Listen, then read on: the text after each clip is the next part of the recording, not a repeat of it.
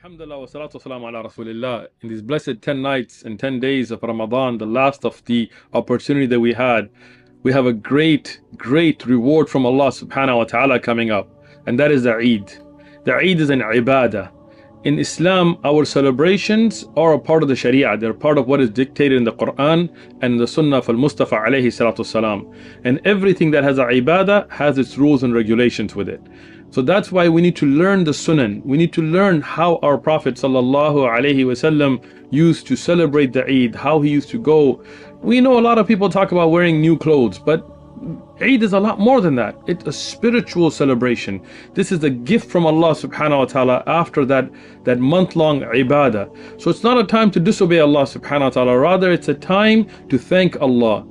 The day of Eid, Eid al-Fitr, is the day where we celebrate finishing the month of Ramadan. Yes, we eat, yes, we drink, but we don't go into exaggerations. We don't go into things that will disobey Allah subhanahu wa ta'ala. Rather, the last nights of Ramadan are the best nights in the year. We spend those on ibadah. The Eid is the final icing on the cake. This is the ibadah, this is the worship, the prayer that we do to end the month of Ramadan. The night of Eid should be spent with family, it should be spent with happiness, and the day of Eid should begin with, as many of the scholars have said, to perform ghusl as we do on Jum'ah, to put on our best clothes. It does not have to be new clothes. This is some kind of a new idea that you have to wear new clothes on Eid. No, Rasulullah sallallahu alaihi wasallam used to have a particular outfit which was his best, and he wore it on Eid and at times on Jum'ah, but it wasn't new every year. So if you can't afford new clothes, it's okay. You still wear the best that you have. So you wear your best clothes, you dress nice, and before going for salah, you eat. Why? Because this is the day that we celebrate our Eid, our celebration. We're not fasting this day. That is why the ulama have said it's haram. It is forbidden to fast on the day of Eid. The day of Eid, we eat something before going for salah. Eid al-Adha, the etiquettes are that you don't eat. You go, you pray first, you pray early, and then you do your udhiyah, and then you eat from the meat. But Eid al-Fitr that we have coming up, the sunnah is that you eat. If nothing else, some dates. An odd number of date is proven to be eaten from the Prophet sallallahu alaihi wasallam. And then when you go out, you have takbirat. The takbirat to say Allahu Akbar, La ilaha illallah, Allahu Akbar, Walillah alhamd. To say it in this way, and also saying Allahu Akbar 3 times has also been narrated by the Sahaba radiallahu anhum. To say these takbirat from the night before, because Islamically the night before begins the next day. So the night of Eid is the night before the day of Eid. To start making these takbirat, even when you're walking around, but especially when you're going for the Eid Salah. For the men, it is to make the takbirat out loud. For the women, it is to make them silently, but for both men and women to recite the takbirat is from the sunnah, and this is from the ibadat, the worship that has to do with Eid. When you're going out for Eid, for men to wear their best clothing and to make them there in an Islamic manner is something mustahab, not in an un-Islamic manner. Some of the people, in trying to wear nice, men wear silk or gold, or they wear things that reveal their body shape, which is haram, their aura and so on. That is not permissible. For our sisters, when they're around other sisters or family, to wear their best clothing, but when they're going for the Eid Salah, to be covered up in the proper Islamic etiquette. This is from the Sharia. Now, going to the Eid Salah by itself is an ibadah. It has its own rules. The Prophet ﷺ used to go from one path and come back from a different path. The great ulama of Islam like Ibn Rajab al-Hanbali and others, they explain, they said this is to show the strength of the Muslims. So you both paths, the people see the unity of the Muslims, they hear the takbirat, they see the Muslims' presence, they feel it, and it's a da'wah. People here in the US, for example, when we're going out and the people see hundreds of Muslims, sometimes thousands of Muslims dressed in a way that shows them to be Muslims, making the takbirat, going from one way, the other people, when you're coming back from a different path, seeing you coming back, it's a da'wah right there for them to see the presence of Islam. When you're going for the Eid Salah, it is from the sunnah for people to go together and to go in groups. So the family, for example, to go together. And this is something that unites the ummah. And if you can park somewhere so you can walk a little, because from the sunnah is to walk to the place of Eid. The place of Eid should be outside. From the sunnah is not to pray in a masjid, rather to pray in an open ground. And that's why in most of the Muslim lands you find an open place where they pray the Eid. And Eid al-Fitr is one day, and that day is a day that we cannot fast. That is a day of celebration. That is a day of happiness. That is a day of the obedience of Allah subhanahu wa ta'ala. The ibadah, the worship that is tied to the day of Eid is the Eid itself. And in the last episode we spoke about the etiquette of going for the Eid Salah. But there are some very important rulings that we should know about the Eid itself. For example, in Eid al-Fitr, which is what's coming up, we have to give Zakat al-Fitr. Eid itself is an obligation on us. As the Sheikh Ibn Baz and others have said, this is an obligation, it's a fard upon the people to go out for Eid. The Prophet ﷺ encouraged men and women to go out for the Eid Salah. Even if a woman is not going to be able to make the Salah, for example due to Hayd and so on, she is still encouraged to go to listen to the khutbah, to benefit from it. And that is why people should not speak during the khutbah, and we'll get back to that inshallah. But one of the things, before you get to the Eid Salah, before you pray, you must pay the Zakat al-Fitr. What is Zakat al-Fitr? It is an obligation on us. It is a fard on us to give before the Salah. It is like a zakat. For example, we give for mal, but it is given for the fitr, which is this Eid that we have coming up, and has to be given in ta'am, in food. Because the Prophet ﷺ, this is what he ordained. And the majority of the ulama of Islam, including Sheikh Ibn Baz and Sheikh Ibn Uthaymeen and all of them, they said it must be given in food. It has to be given in 4 handfuls of a staple food. And this is an obligation, so we cannot skip out on this. So what do? We find the needy Muslims and we take out food. For example, in a country where the staple food is dates, you can use dates. In a country where the staple food is rice or wheat or so on, you can give 4 handfuls per person. Uthman Ibn Affan radiyallahu anhu, he used to even give for the unborn child. But that's not an obligation, that is mustahab. But for every man, woman and child to give Zakat al-Fitr, if the child is not baligh or the woman doesn't have her own money, then whoever is responsible for the household, for them to give, it's an obligation. For those that can, if you don't have anything, that's different, but most of us do, so don't trick yourself. So you take that food, you give it to the needy. Why food? Why not just give money? Because this is the day that the people are eating. This is the day that we're showing that we're not fasting. And for needy Muslims that don't have food, then how can they enjoy that eating during the daytime like everybody else is enjoying? So this is why the Prophet ﷺ ordained it to be in food. And this is clear from many ahadith. Now, you might say, well, here everybody has food. Well, we have our brothers and sisters in Mexico. Many of them are struggling even to put food on their table. And we have brothers and sisters all around the world. What you can do is send money and have somebody with that money buy food and give it out to the needy Muslims that do need food to eat on the day of Eid. So this is an obligation. Zakat al-Fitr is an obligation upon every Muslim man, woman and child. Even for the unborn child, it's mustahab, but not an obligation. This has to be given before the Eid Salah. Once the Eid Salah is prayed, then you can give sadaqah, you can give it as a charity, whatever food, but you have missed the zakat, the obligation of giving it. Many other rules and regulations for the place of Eid. The first thing is, as the Prophet ﷺ, he did not allow the mixing of men and women even in the place of Eid. Why? Because Eid is an ibadah, it's a worship. We're trying to get close to Allah subhanahu wa ta'ala. We're not trying to disobey Allah subhanahu wa ta'ala. Some of the Muslims unfortunately think, yes, Ramadan was a time for ibadah, Eid, now it's time to let loose and do every sinful action and throw on the music and dancing and think this is okay. No. You are Muslim, this is an ibadah, this is to thank Allah, and Allah is gifting you with it. You have to follow the rules and regulations of it. We don't have mixing between men and women, we don't have disobedience of Allah, we don't have singing and dancing. Rather we go, we sit, we listen to the khutbah, we benefit, we pray, we greet each other, and this is a beautiful ibadah that's given. Now, in Eid, unlike Jum'ah, the salah will be first. You will pray the salah first, and inshallah the next episode we'll go over some of the more of the rules and regulations.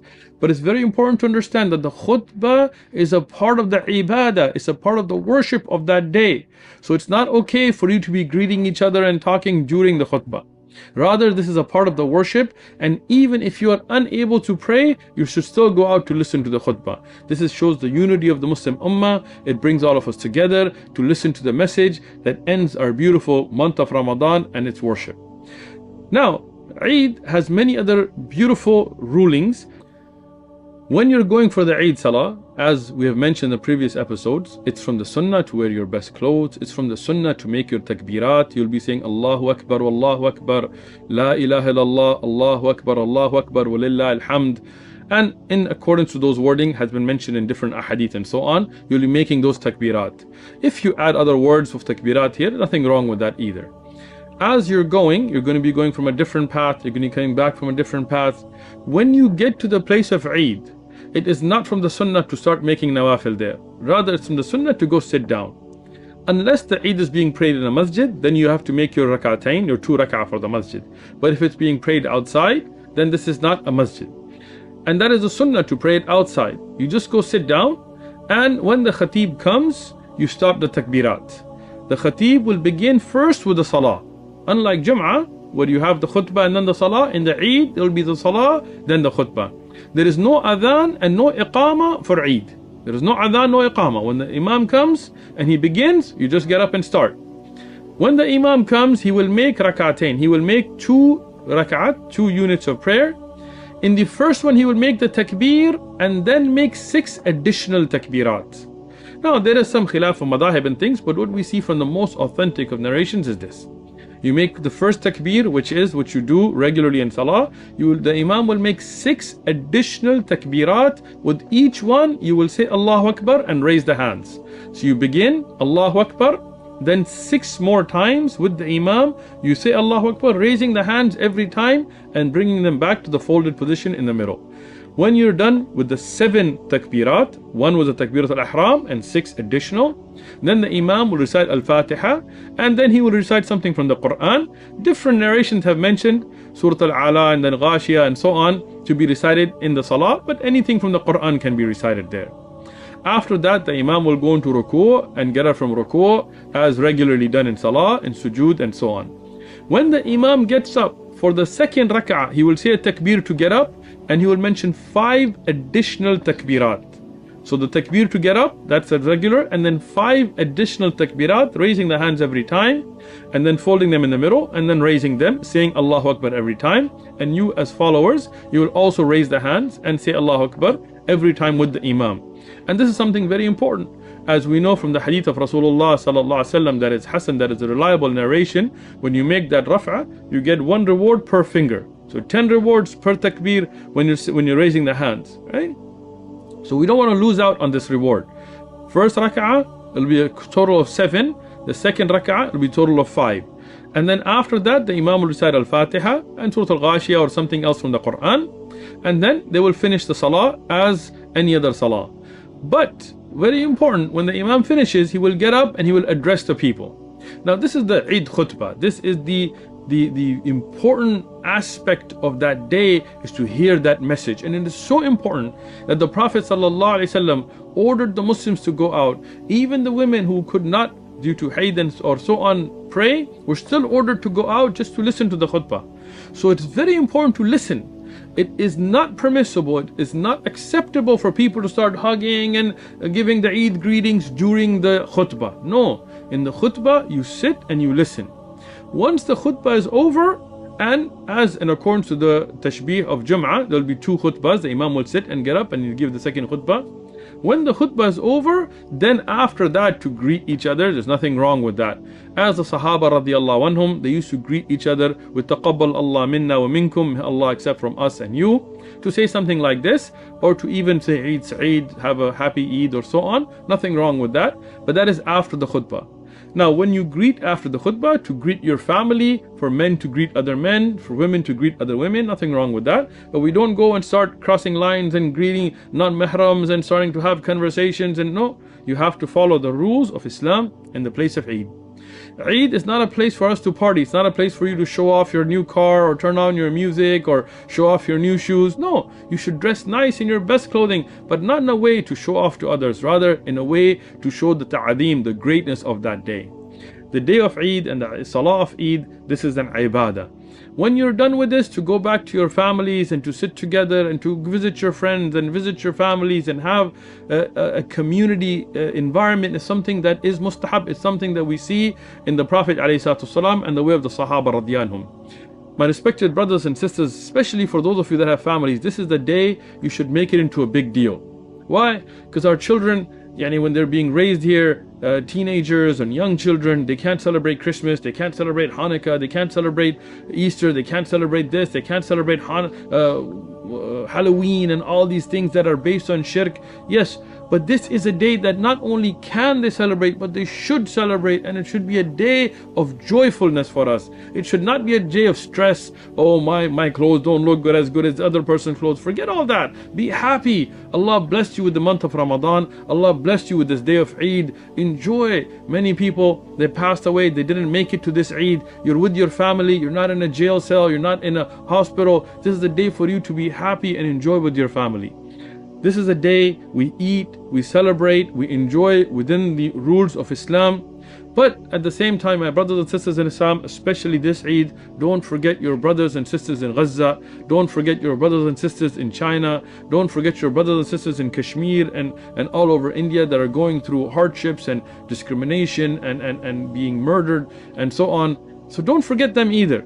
Yes, enjoy your time with the family, make it fun for the kids, but at the same time, give more sadaqah. Don't forget that even after Ramadan, those brothers and sisters still in need, keep them in your dua, keep them in your ibadah. And the last thing I will say about the day of Eid is, this is not the end. Ramadan is where you practice to be able to make it for the rest of the year. It's not like, okay, I'm done with Ramadan, let me go back to smoking cigarettes in my old routine. No, this is the month of Ramadan that I didn't smoke. Khalas, I'm going to kick the habit. I didn't cuss, I'm going to no longer cuss. I didn't get angry, from the rest of the year, I'm going to control my temper. I didn't eat bad, I controlled my eating. The rest of the year, I'm going to continue. Doesn't mean we don't fast till next Ramadan. This is the place where we finish our training. Now it is for us to implement for the rest of the year. May Allah subhanahu wa ta'ala allow us to see this day of Eid and to celebrate it. And Allahumma balaghna ila Ramadan. May Allah allow us to get to the next Ramadan. Wallahumma taqabbal minna siyamuna wa qiyamuna wa ruku'una wa sujudana. May Allah subhanahu wa ta'ala accept from us our fasting and our prostration and bowing and praying and everything that we did for the sake of Allah subhanahu wa ta'ala. Wassalamu alaikum wa rahmatullahi wa barakatuh.